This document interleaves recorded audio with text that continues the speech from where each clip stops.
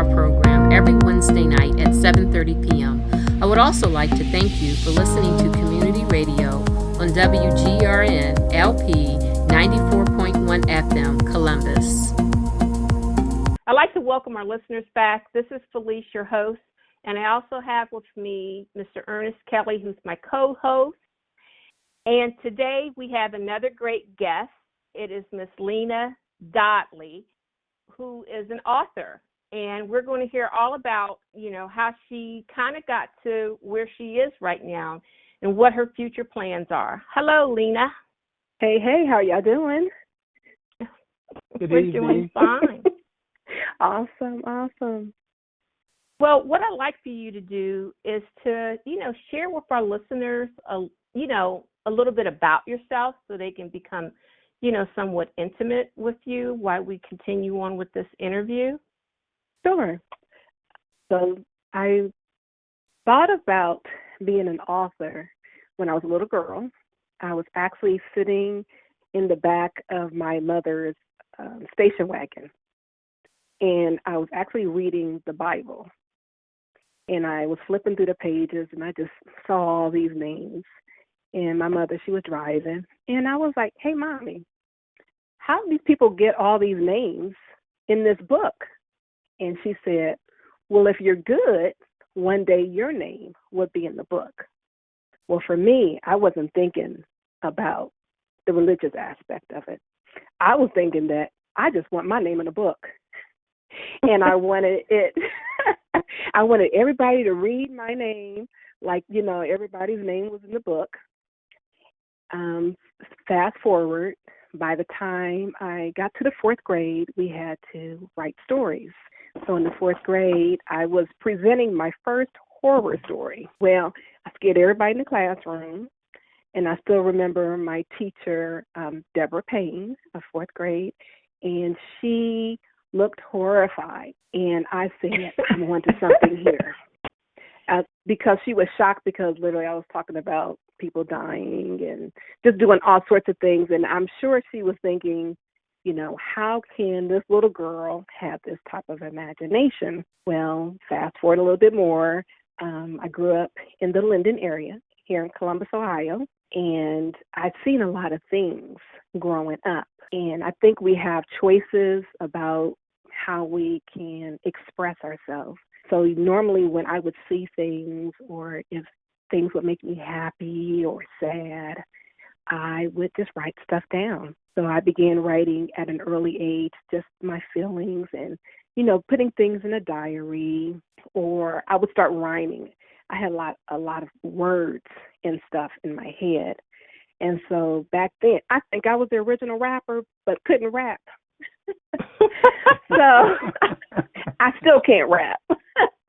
But I have a lot of rhymes in my head, so I figured God gave me a lot of words in my head, and I got to do something with it. That has to be, most of the time when they say that a person has a lot of words or numbers in their head, they want to associate that with someone who is on the artistic level, or someone that has, some type of issues back in the day. I think that they kind of, thought that way about, kids. And you've seen some movies, that kind of like talk about how bright the kid is, but they just can't stop their brain from operating in a certain way.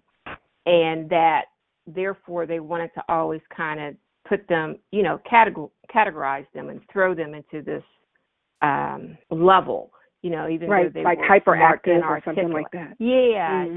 And I'm glad that your parents recognized and allow you to, and you learned how to put all that on paper so that it didn't all stay up there, and, but how, when you said that you were in the car and that you were reading the Bible, how old do you think you were? I think I was about 7. Okay. You said you wanted your name in the book. I wanted my name in the book, because I'm figuring, I've seen all these books over time period, and people's names are there, and I'm like, well, I want people to remember my name. So what do I have to do? What do I have to do to get there? What do I have to do to get there? And so it took me a while to get to where I am now.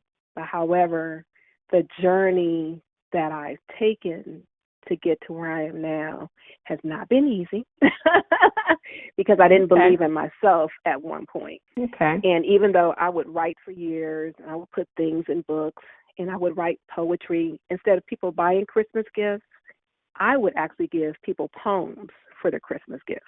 And I would just look at the person, and then I would tell them what I see through my verses.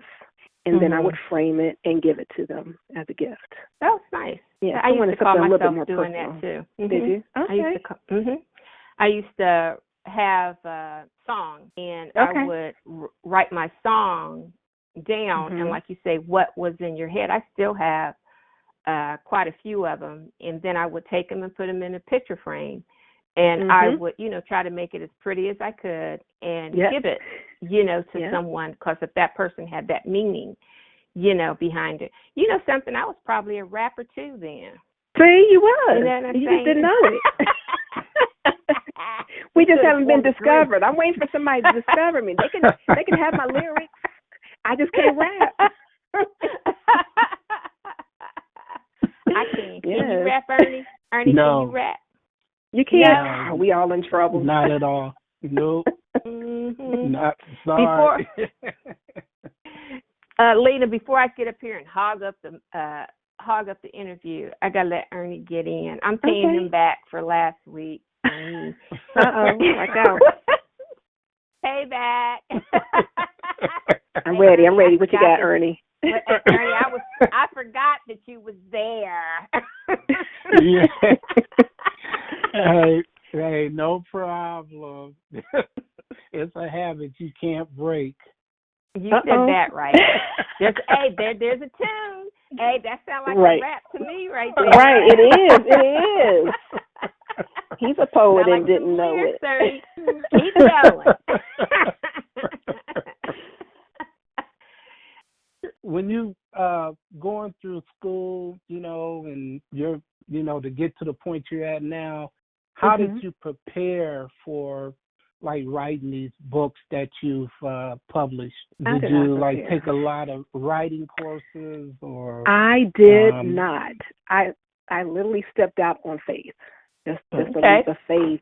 I just decided, I felt like I put my life on hold long enough doing things for other people. And I had decided that year, no matter how many times people told me no, that they didn't want to take my first book, I was going to keep going until they took it. How old were you when you wrote your first book?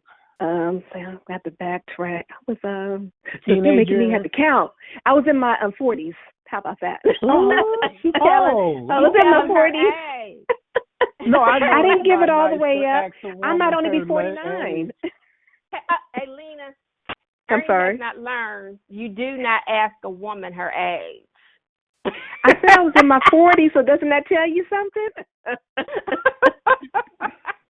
You don't look 40, Lena. Well, thank you. I'm not.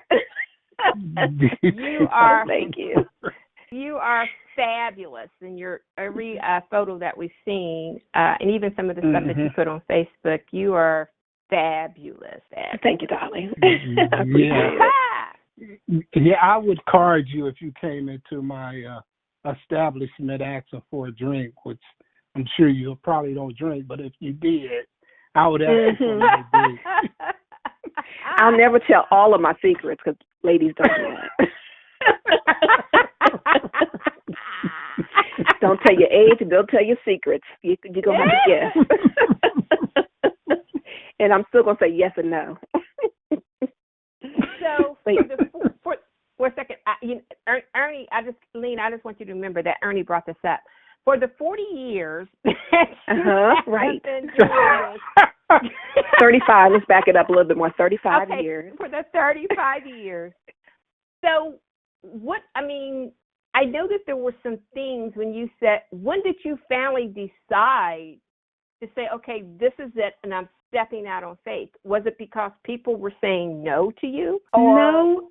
Or you just didn't have the confidence at that point? I don't think I felt free, to be honest with you. Mm-hmm.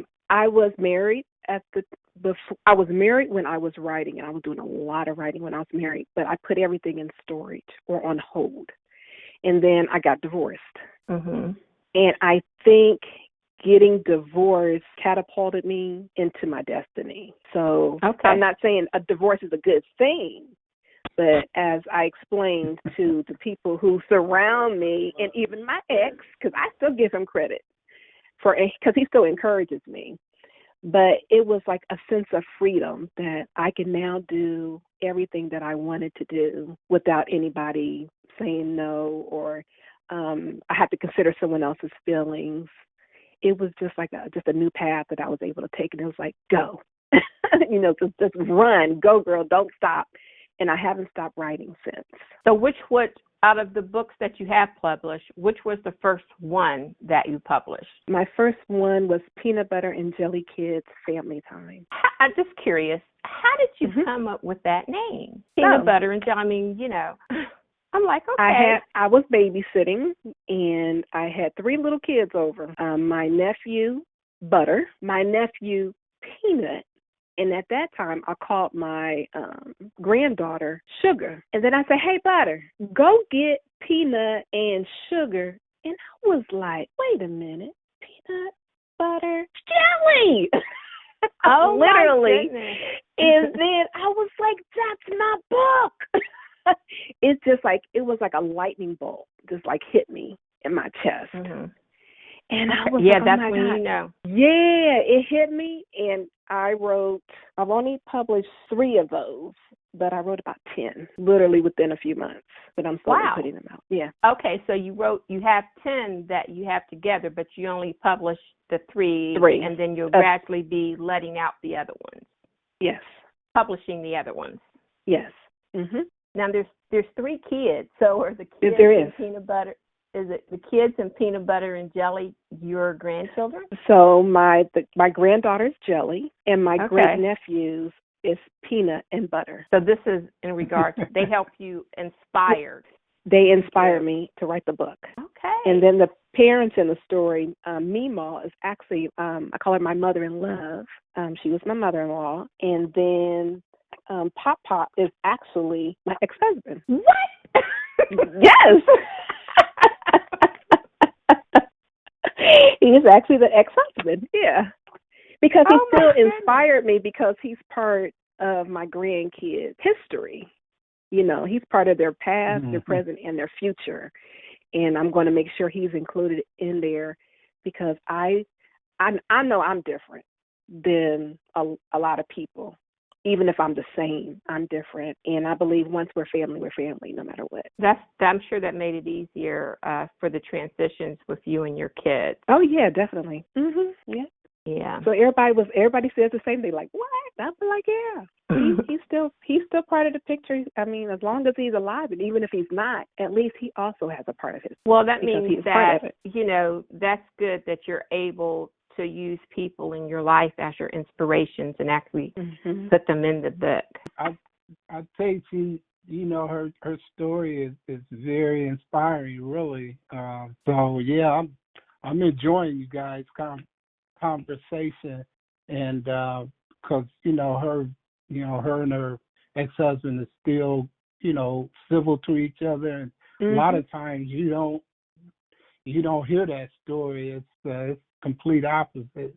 So yeah, it is refreshing to hear that that they're involved. But what age group are your book targeting? What's the youngest and the oldest that your books are looking to target? I would say 5 to 9. The first book is for the older kids, but the first book is actually an introduction. So what I did is like a progression. So Peanut Butter and Jelly Kids Family Time, it ends, but it doesn't end. So you have to actually buy the second book, Peanut Butter and Jelly Kids Christmas Story, because it picks up where that one left off. And then after Peanut Butter and Jelly Kids Christmas Story, you have Peanut Butter and Jelly Kids Unleashed. Okay, and then it's going to be the other series. It's like a series. Yes. Under Peanut Butter and Jelly. I think that's great. Yes. And just like Ernie said, I'm sure that And I hope that what you said about your relationship and how you looked at your relationship with your ex-husband and your, your your mother-in-law, that hopefully it's touched somebody out there to let them know that it doesn't have to always be that you walk away hating each other or you walk away from someone, and that you can still have respect and have them in your life. Right. You know, I mean, you have to go through the steps. You have to go through the steps of the mourning, the anger, the sadness, and, till you get to the healing and then the total forgiveness. So I had to go through all the steps, but in that process, I call it eating my crow and, sucking on lemons. I had to try to remember what I truly believed in, even as a little girl, because my parents, they were divorced. And I remember them being people of faith. And I'm like, well, how can you be people of faith and then you don't get along? So I encouraged them as a little girl to get along and for us to have big dinners with the exes, with but my mom divorced, dad divorced. I encouraged them to have dinners, and they looking at me like, oh my gosh, I'm having to eat my own words. Yeah. But guess what? When I got older, I had to eat my own words too.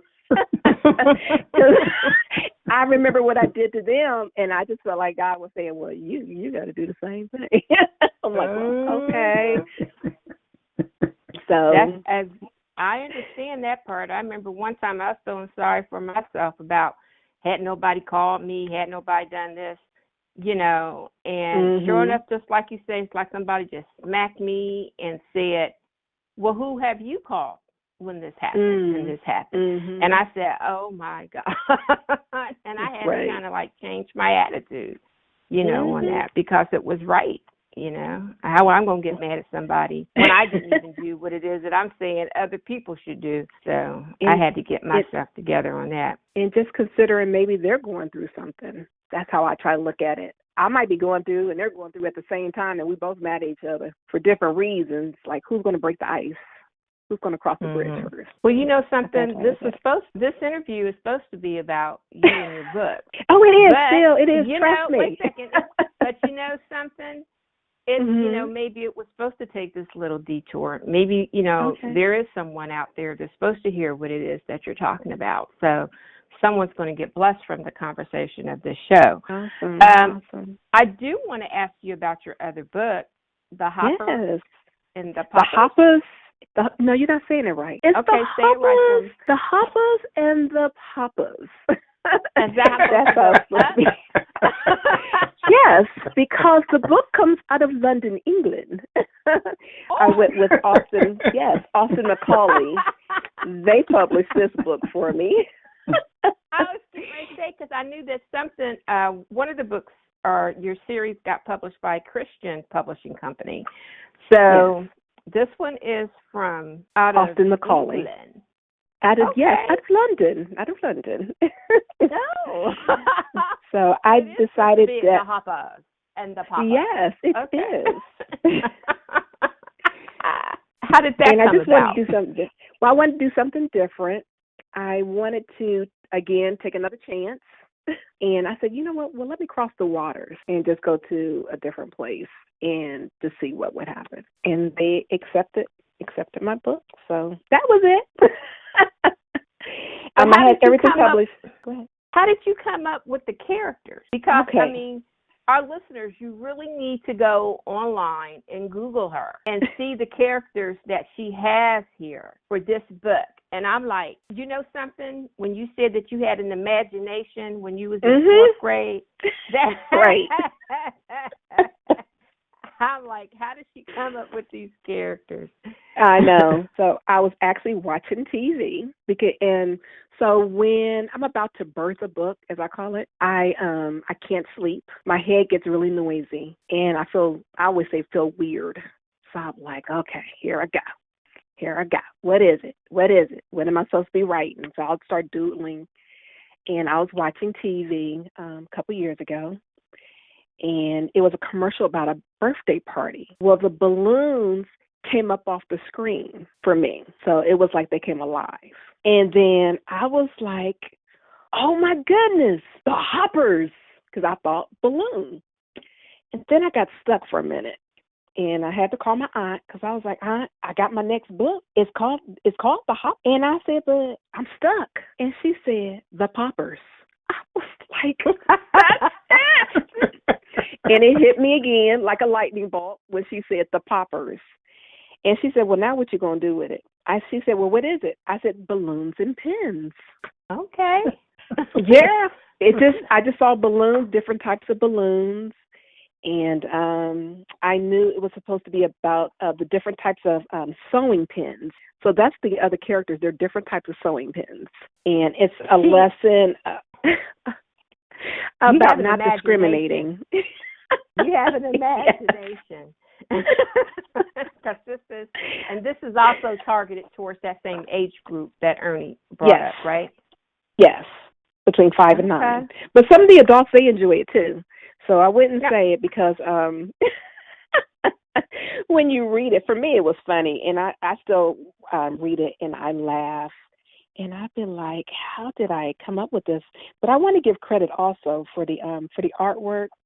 The gentleman, his name is David Lynch, and he's an artist here in Columbus, Ohio, and he is awesome. When I say he is awesome, beautiful. He is a dynamic person to work with. We knocked out this project. I paid him for his services. I want you to know it's not free. I paid him for his services, and it took about a year for us to finish everything before I submitted it. So nobody else had to touch anything. I wanted to make sure that I had my own artwork. This is great. So if the pen should happen to hug the balloon, is it on top? Yes, it would. Yes, it would. That's why they're not supposed to do that. They're not supposed to do that. It says that on one of the pages. Where was that? I was going to try to find it real quick. Oh, here we go. He crossed the yard with a smile on his face. Mr. Hoppers met him halfway, but kept a safe space. Mrs. Hoppers looked unfrozen with fear. Mr. Hoppers and Mr. Poppers slowly drew near. So they're not supposed to touch. I read that, and I guess at that time I wasn't thinking about the reason why you were saying it, but now that since I asked the question, I know the reason why you were saying it, that they can't touch each other. They can never touch. How many books do you have of the Hoppers and the Poppers? Just one. Just one. But I actually have the Hoppers and the Poppers, yes. I only have one out. I'm waiting, but I already have 4 of those written. Okay, well, he did fantastic on the. Thank you. On the illustrations, he really did. I'm like, oh my God! I'm like, where did they come up with these? Well, and it's so funny because the house is actually a pin cushion from when I was a little girl on the front cover. Oh my goodness, it is. Yeah, because my mother used to sew, right? And that's what she used to put all her pin cushions in. So literally every book that I write is based upon my family and my memories and my feelings and my emotions. That's great. And then I can share it. Okay. So what do you have planned for the future? Well, since do you have any future other? Yeah. I do. I'm actually working on a project with David Lynch again. It's going to be a comic book series, but I can't get the name yet. So we're working on our first comic book series together. And another young lady, Stephanie Odom, I just want to put the names out there. She's also collaborating with us on this project. And I'm also working on my first adult novel, and it is titled Crack. Simple as that. Okay. Yeah. So can you share with us a little bit about where, what Crack might be about? How about I give you a couple lines? I'll give you a couple lines. All right. Flowing from my mind to the depths of my soul, life of eternal madness and words filling the holes. Pen meet paper, words meet my heart. Universe prepared for the purpose of my birth, absorbing the vapors, inhaling the flame, bent back, cracked soul, birthing my name. Oh my goodness. Ernie, what you think about that? That's why she's a rapper. That's why she's a rapper. Next, we just got to get somebody to write the music to that. Please do find somebody for me. We could go. Then we can go and go into. Now I'm not gonna charge you for this part. For this. You can be my finder's fee. Yeah, and I'm not gonna charge you for this idea. Thank you. This idea of going to the movies with it, but yeah. I'm waiting, Ernest. I'm waiting. And I will give you credit for putting it out there for me. Say, I write music too. I write music too. That's what's so funny. You write music right too? To collaborate. I do. I write music. That's what I was thinking about when you were saying that is next. It looks like that's the next sequence is the music and doing maybe a cartoon or short story or something like that. Yeah. The Faith Thomas Foundation would like to thank you for listening to The Cell. We broadcast on WGRN 94.1 FM every Wednesday night at 7:30 p.m. You can also stream us live on Wednesdays at 7:30 p.m.